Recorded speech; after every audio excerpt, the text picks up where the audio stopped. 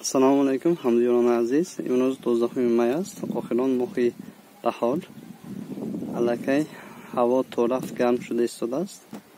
Dar berun havo garm است. Mana xuddi dar zamin nishon dihim agar nuqtai ki nuri aftob muntazam neistad havo 45 gradus است. 45 gradus plus. Lekin kami ba balandi bardorim. Mana kami balandtar bardostim. Allakay havo ahsobi shamol. Allakay ahsobi shamol. Havo salqintar meshavad.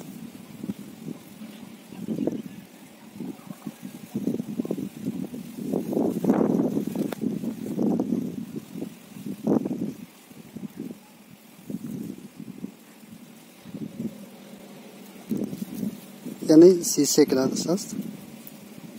Plus minus 30 gradus است. خب اگر به زمین گذارید من اگر از توش طرف بوزم بلندتر میشد. اعصابی نوری آفتاب به یک نقطه میغلطد. از زمین حساب زیادتر است و شمال نیست.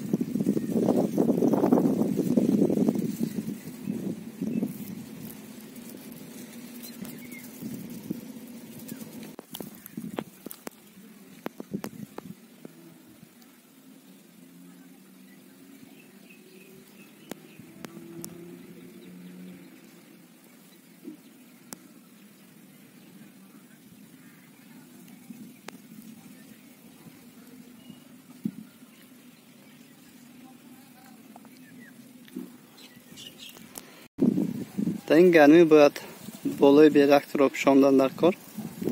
دقت و اهمیت جدی دادن در کار به آبیاری. خب امروز ما از تجربه خودمون اویدی آبیاری قطرگی کمی به شما معلومات میتیم. من درازی بیرکت ما عبارت از 70 متر. خب به 70 متر این گونه شلنگوی آبیاری قطرگی رو کشاندگیم. و بین هر یک شلنگ ما عبارت از 40 سانتی متر و 16 دانه را تشکیل میکند. خب ما بین هر یک شکافشان عبارت از 20 سانتی متر و هر یک جای شکافش هر یک ساعت 1 لیتر آب جاری می شود. شکافش ما به بلندی موندیم. به خاطر مصرف پر نشدن شکافش ما به بلندی موندیم.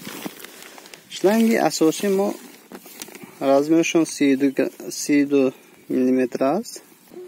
اگر معیار صرف آب را حساب کنیم در یک ساعت این گونه حساب کرده می شود. مثلا در 1 متر 5 تا سوراخ آبگذار هست، یعنی 20 سانتی متر پس. درازی بیرکت ما 70 متر است و از 16 قطار عبارت است.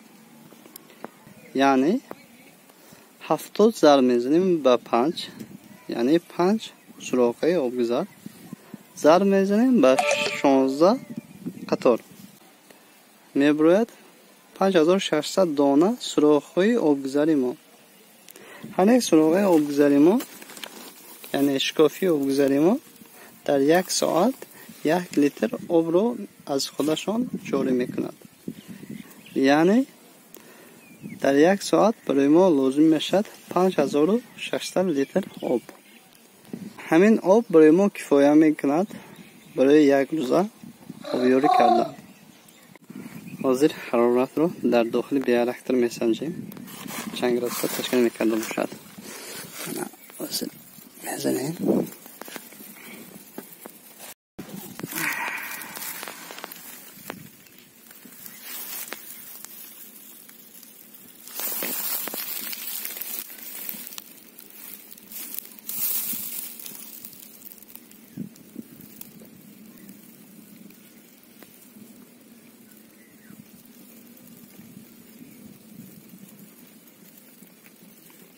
بیست و 6 گرادوس است.